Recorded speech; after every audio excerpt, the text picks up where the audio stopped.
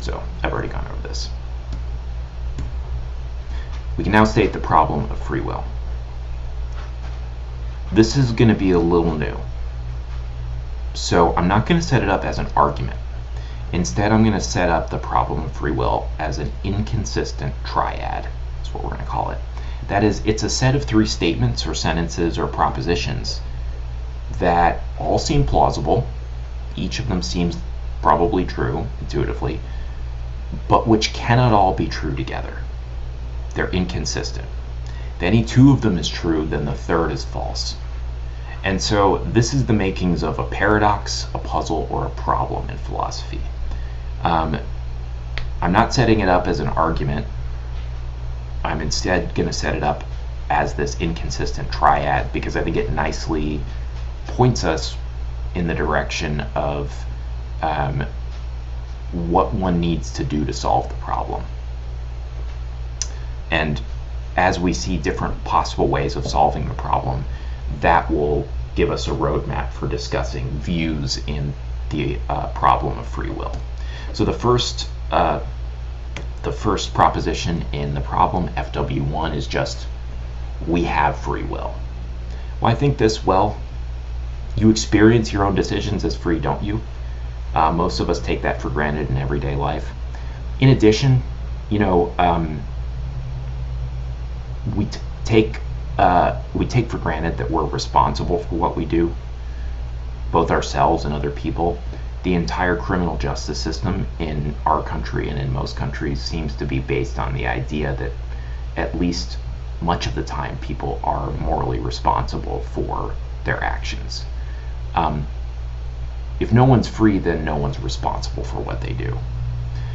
So the very fact that we hold ourselves and one another accountable in a moral sense for our actions suggests that we presuppose that we and others at least sometimes have freedom. If you aren't convinced by that, just think about your experience of having chosen Wake Forest. I assume it felt to you as if there were this garden of forking paths out in front of you. That's the feeling of there being freedom. Maybe it turns out there is none, but it feels like there is. That's the first proposition. Second, FW2 is if determinism is true, then we have no free will. Now we're going to spend a lot more time trying to motivate FW2 more precisely. Van Inwagen has a famous argument, the consequence argument, that is a defense or an argument for FW2. An argument for the claim that determinism and freedom are incompatible. But you can already begin to see, I think, why someone might be attracted to FW2. Earlier we said that in order for our actions to be free, we have to have the ability to do otherwise. And the thought that's going to be made more precise and rigorous by the consequence argument later, but the thought is that if determinism is true, then we don't have the ability to do otherwise. If the way things were in the distant past, long before I was born, guarantees everything I have done and everything I'm doing now and everything I will do in the future, then there's no real sense in which I could have done anything other than what I'm doing right now. And if I couldn't have done anything other than what I'm doing right now, I don't have the ability to do otherwise, even if it feels like I do. And if I don't have the ability to do otherwise, I don't have free will. That's the thought. That's why determinism feels like it's incompatible with freedom. The final proposition, FW3, that makes up the problem of free will is just the claim that determinism is true. I already gave a bit of motivation for this when we discussed determinism. It feels like if you accept the PSR, which many people do, that's close to determinism. Perhaps more importantly, science seems to be founded on the idea that the world unfolds in a predictable, orderly manner. Not just sometimes, not just broadly, not just the big things, but big, small, and everything in between. There's a lawful, predictable order.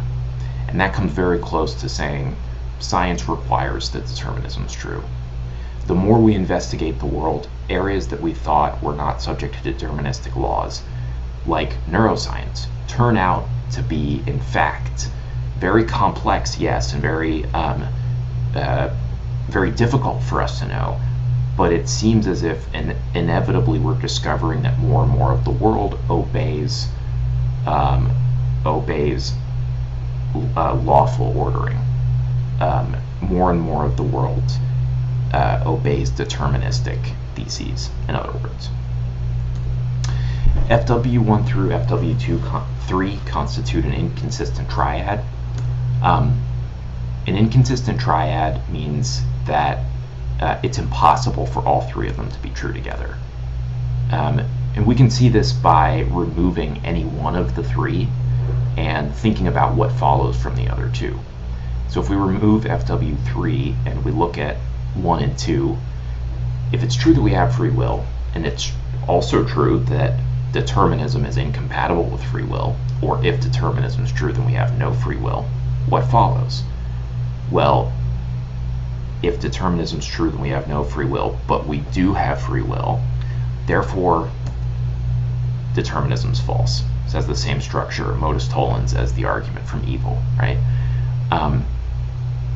So FW1 and FW2 imply that determinism is false, but that's just the exact contradiction of FW3.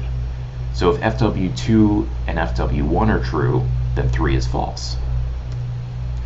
If we remove FW1 and suppose that 2 and 3 are true, if it's true that determinism implies there's no freedom, and it's also true that determinism holds, determinism's true, and if determinism, then no freedom, it follows that there's no freedom. But of course, that is exactly in conflict with or contradicts the first proposition that there is freedom. So the assumption that 2 and 3 are true leads us to reject number 1. And then finally, if we assume 1 and 3 are true, we assume that we have free will, and we assume that determinism is true, it follows from that that we both have free will and that determinism is true. We're just putting them together. But that's in conflict with and a direct contradiction of the claim that if determinism is true, then we have no free will. The two can't be incompatible if they both occur, and if they both exist and both are true. So, in other words, by assuming any arbitrary two of these propositions, we have to reject the third one in order to avoid committing ourselves to a contradiction. This is the sense in which 1 through 3 are an inconsistent set, an inconsistent triad, and it's a problem because they're all plausible. It wouldn't be a problem if one of them was just like, oh, well, that's dumb. If it's like, obviously there's no free will, you could just reject it out of hand, and that would be a solution. Perhaps that's what you want to do at the end of the day. You better reject one of them because contradictions are not true. Maybe you want to end up rejecting determinism. Or maybe you want to say perhaps free will and determinism are compatible after all. But whatever you do, I just want you to see that you're going to be doing something that on its face commits you to something implausible. Perhaps it's the best solution or the best of many bad options. But the reason that this is a paradox or a problem or a puzzle is that all three seem true, but they can't all be true. So you've got to reject one, but you can't figure out which one of them to reject. So I want you to go ahead and, now that you've watched these videos, I apologize for the number of them. I think they're all really important for you to understand. We're going to be moving really quickly through this unit and cranking up the difficulty a little more. So please do watch these through again if you feel like you need to. Otherwise, I want you to look at this problem, the problem of free will, and think for yourself a little bit about which of these you reject and why. You may end up being like, I just don't know. That's fine too. What we'll see on Monday when you guys come back from the break is that the main positions in the free will debate we can get them in effect from deciding which of these propositions to reject. Those who reject the second one are compatibilists. Those who reject the third one are libertarian incompatibilists, and those who reject the first are what are called hard incompatibilists, or those who believe that there's no freedom. So we'll talk about those options on Monday, and I hope you guys have a good break.